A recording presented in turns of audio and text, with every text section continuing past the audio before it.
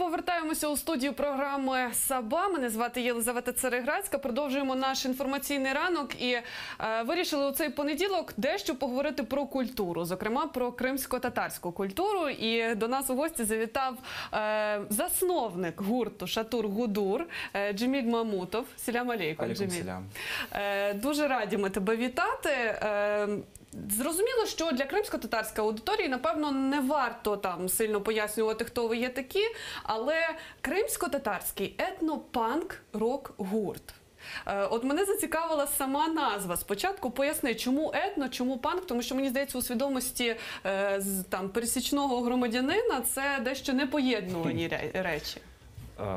Ну, я не знаю, на самом деле это мы не задавались, знаешь, целью ставить какие-то там определения для этого, мы просто играли, и поэтому, наверное, а потом уже где-то вычитали, что это называется этнопанком, и чтобы как-то объяснять, говорили, что это этнопанк, типа народные мелодии плюс гитарный рев, там, стук барабанов и все. Про склад групи, хто входить до її складу? В состав группы входит, вот у нас сейчас самый новый, это Бекир Хайбулаев, потом Фикрет Идрисов, я думаю, на Терри его все прекрасно знают, да, и Сулейман Мамутов, это мой родной брат, Фикрет Идрисов, кстати, мой двоюродный брат, троюродный, простите. И, я вже хотіла тебе поправити, про що троюродний. Да, и, ну и я на басу, как бы, и все.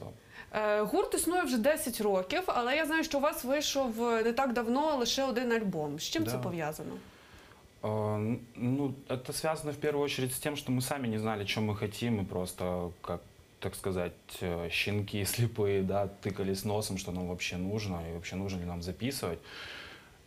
И самое главное, что в основном записями занимался только я. Это на самом деле не совсем интересно, когда ты это делаешь один из студий, потому что, ну, как бы, слишком много эгоизма, знаешь, получается, и это уже не группа. Вот. А когда я переехал сюда к своим родным, так сказать, и потом вот мы так в костяк объединились, мы решили сделать именно лайв-запись. Это большая разница от записи, так сказать, в накладку. И, так сказать, каждый внес свой вклад.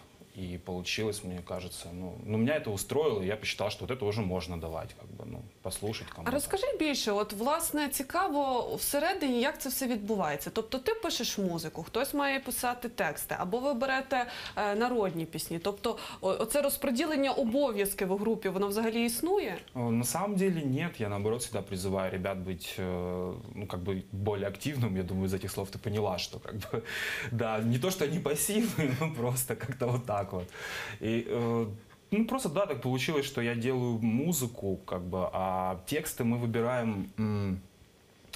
Сначала писал мой брат Сулейман. Но если зайти еще раньше, то вообще Шатур, конечно, начался с песни Эдипа Асанова и Юнуса Кандыма, вот это «Бахчисарай Ралыхлары», то есть это был вообще изначально эксперимент. Это, наверное, к первому вопросу относится, да.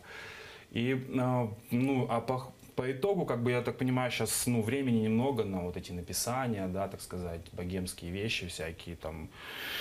И мы решили обработать народные треки, причем не так вот, что взяли, а давайте обработаем, а это, как бы, знаешь, это был такой достаточно длинный путь в том плане, что мы очень много слушаем народной музыки, начиная от свадеб, да, еще в Крыму, и заканчивая просто здесь, ностальгируя по Крыму, так сказать, вспоминая там, и...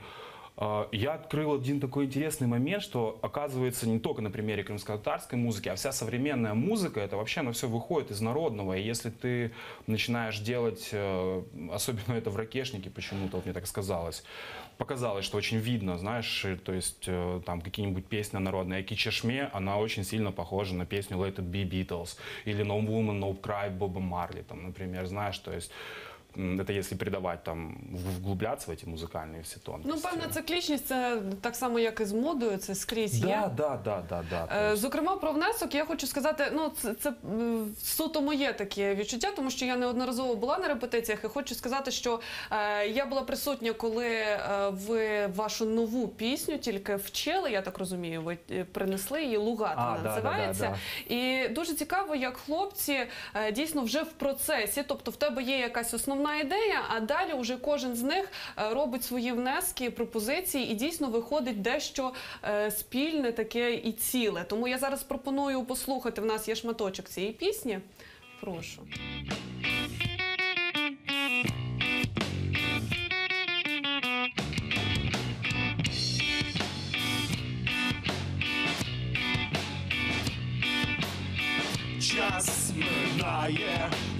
Швидкі я не умію життя нове. Все ніби так, та щось не те. В душі щось ниє, щось пече. Не гірше, якщо, не гірше, якщо. Але спогади душать горло моє, ранять душу, тримають мене.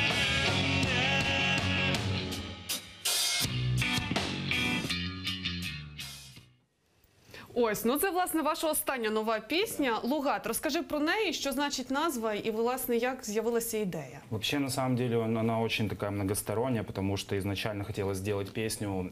Мне всегда на наших немногочисленных концертах люди подходили и говорили: вот у вас музыка, ну, не крымская, которые не понимают, да, крымско-татарский, язык крымцев, я вот так скажу. Вот, да, которые не понимают наш язык и говорят: блин, вот у вас посыл идет какой-то, но мы ни хрена не понимаем, объясни нам, пожалуйста, вот как, что там. Или вы можете что-то придумать, чтобы как-то вот взаимодействовать с публикой. И вот «Лугат» — это один из тех треков, где, получается, последовательность слов идет украинскую, а потом крымско-татарскую, да, так сказать, вот.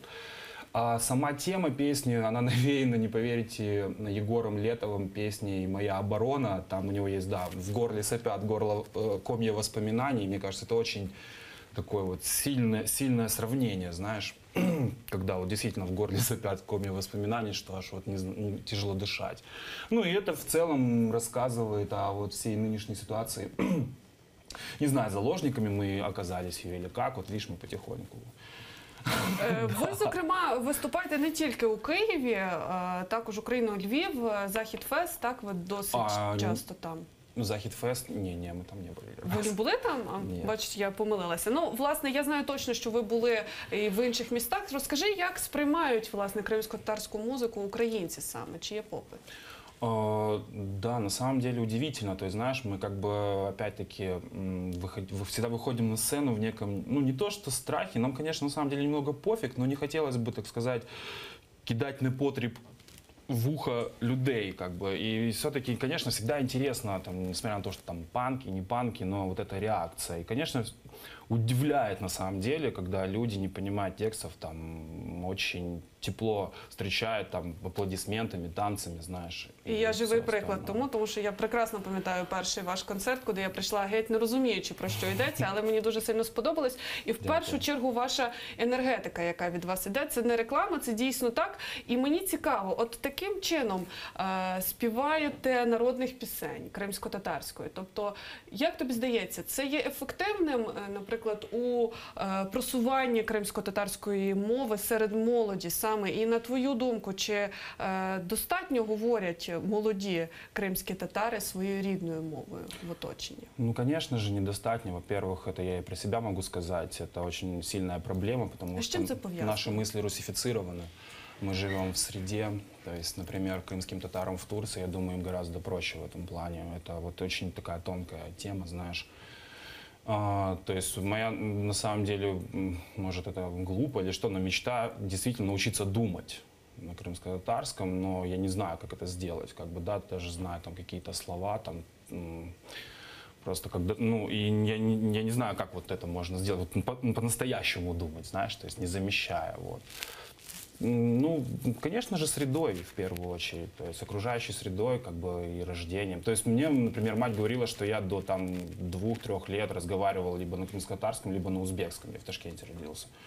Вот, а потом по итогу там потихоньку, ну, как бы русифицировался, можна сказати. Ну, насправді це дійсно та проблема, яка є дуже розповсюдженою, тому що усі мої знайомі абсолютно аналогічна історія, що до певного віку говорили виключно кримсько-татарською, а згодом, особливо коли пішли у дитячий садок чи школу, вже почали перелаштовуватися. Тобто ти не знаєш, як зробити так, аби перейти. Можливо, в тебе є якісь думки з цього приводу?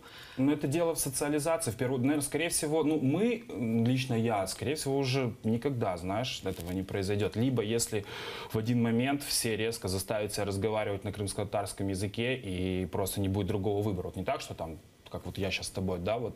Я думаю, когда-нибудь это будет и в Украине. То есть, и я вот видел недавно, кстати, Айдар Ага Муждабаев, он пытается говорить на украинском языке. Він провів цілий ефір Это українською очень мовою, я круто, прошу. да, так. да, это очень круто, потому что, например, я очень стесняюсь, у меня такая же проблема с английским, знаешь, и, ну, то есть, вот мне очень важно, чтобы меня поняли, и если я вот знаю, что вот ты меня поймешь, то есть я говорю на русском сразу же, а вот не пытаюсь искать слова, но надо работать над собой, конечно же, в этом плане. Чи маєте ви намір робити, я не знаю, можливо, якісь тематичні, звісно, що не один кримсько-татарський гурт, є ще виконавці кримські татари, які співають кримсько-татарською мовою. Можливо, це мають бути якісь масові заходи, я не знаю, популяризувати таким чином. Є якісь плани подібні? Да нет, на самом деле, тут каждый сам за себя, знаешь, если честно. К сожалению, так. Вообще, вот ты говорил по предыдущему вопросу, если возвращаясь, по поводу популяризации языка, очень интересная была ситуация, там 2 или 3 концерта было в Крыму, когда то на наши концерты приходили преимущественно не крымско-татароязычные люди, это были там панки, полупанки, там какие-то гопники, я не знаю, кто еще, ну, неважно, да, это, ну, я, извините, так разделил, как бы, но на самом деле, но они после концерта, они там меня расспрашивали, это были, конечно же, мои знакомые, но их было там человек 50, которые колбасились под сценой. И они меня спрашивают, крутые песни, о чем там поешь? И они там действительно слушали, и многие, и мне помогали ребята, кстати, в Крыму. Я был один крымский татарин, Шатургудур, то есть все же началось там. И, например, клавишник Юрий Мельник, привет, если ты когда-нибудь это увидишь, вот, он даже бэк-вокал, как бы он учил язык и пел. Он есть, кстати, на Мейдан ФМ первой части, где вот мы выступали, там вот слышно его бэки, и это вот русскоязычно. А также еще на первой записи поет Аркадий тоже. Ти згадав про те, що тут більше кожен один сам за себе. Це спричинено чим? Просто така ситуація цього андерграунду чи як? Як взагалі молодій якійсь групі, навіть не кримсько-татарській, в принципі, в Києві, почати щось своє, аби їх слухали і популяризуватися? Наверное, в первую очередь не думать о том, чтобы их слушали, а во вторую просто искать себя и искать что-то действительно такое, что было бы с интересом, с открытым интересом заниматься этим. По поводу вот крымско-татарского, я не знаю, это очень сложный вопрос, сделать какой-то Да, действительно, то есть вот на Западе есть такие вещи, знаешь, то есть начинают, если ты помнишь, там, рэперов East Side, West Side, вот я недавно читал про B.I.G., например, и там P. Diddy. Но есть там также и Unity, да, какие-то там, то есть калифорнийское панк-движение, там, или там Флорида, Нью-Йорк, Лондон, там, я не знаю. Ну, но это все, мне кажется, уже в прошлом, знаешь, то есть это вот та эра музыки, когда это была музыка. Хотя, может, я сейчас как старикан говорю, но, тем не менее, ну, то есть это медиа. Музыка уже стала медиа каким-то, знаешь, то есть я не знаю, что ее вернет, во-первых, вот, да, обратно, и что объединит. Может быть, какие-то платформы действительно для этого нужно создавать. Но опять-таки насильно мил не будешь, надо делать интересно, чтобы люди ходили не потому, что это показывает, а потому, что им интересно, понимаешь? Не для поддержки. І зараз таке запитання, ну, дещо, можливо, особисте, тому що завжди цікаво, коли от ти є прихильником тієї чи іншої творчості, цікаво, як це відбувається процес. Тобто ти кажеш, ви багато слухаєте народних пісень. От мені, наприклад, для мого мозку дуже важко зрозуміти, як можна, прослухавши народну пісню, зрозуміти, як її оранжувати. Ну, потому что до этого были прослушаны тонны других песен, конечно же, а народные песни, они это благодарность в первую очередь родителям, да, и всем родственникам, которые приглашали, звали на те же свадьбы, там ставили при мне там песни свои, там когда-то в детстве. Просто, ну и, наверное, это просто какой-то, может, предрасположенность к этому, что вот я просто, наверное, вот если бы кто-то другой также слушал, ну, он бы, ну, хрен с ними, с этой музыкой, да, я не знаю.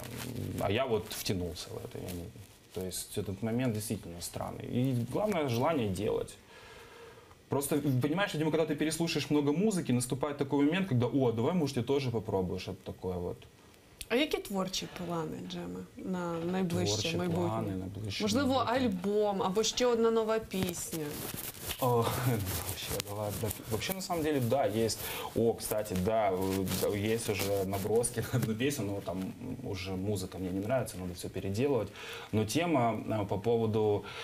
Хотелось бы назвать песню «О Пусхане Яшаган». «О Пусхане Девлете Яшаиш». Вот, то есть, так сказать, житуха в тюремном государстве. Так сказать, блюз, знаешь, и хотелось бы сделать песню про то, что испытывают наши сейчас вот эти вот все обыски. Я понимаю, что это далеко как бы от тех людей, которые подвергаются, да, этим обыскам, но мне не все равно. Хотелось бы сделать действительно блюз, потому что это грустная тема очень.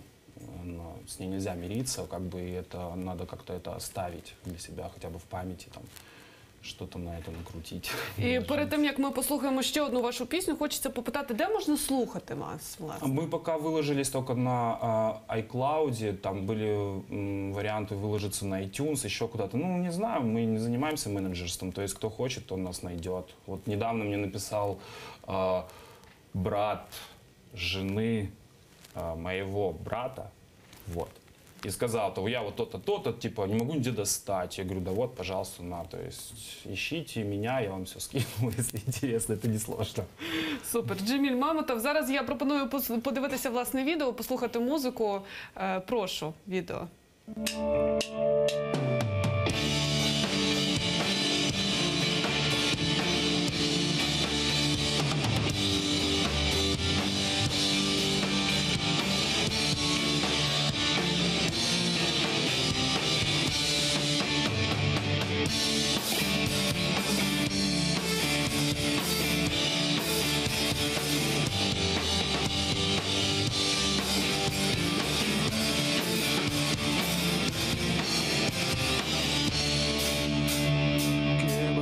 Kemençemin teli Yosma bağlamadır bağlama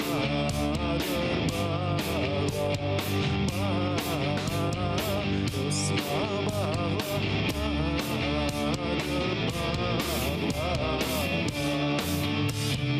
Gelirsem de gelir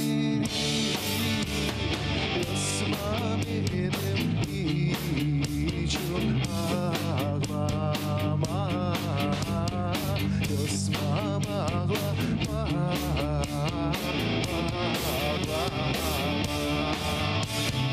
Gidersen de gelir Yosma benim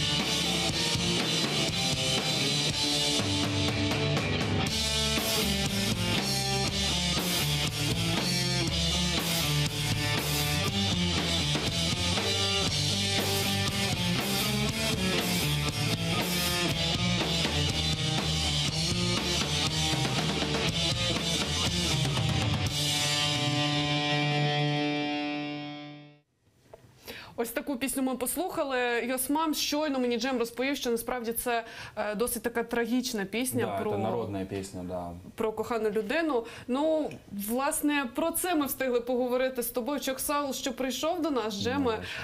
Чекаємо на нові пісні від вас, нові альбоми. Сподіваємось, що дійсно це буде ставати ще більш і більш популярним, кримсько-татарська народна творчість, і особливо у такій її інтерпретації. Дуже дякуємо.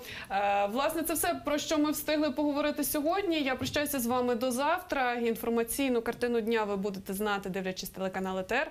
Меда Крим, Крим тут. Залишайтеся з ЕТР.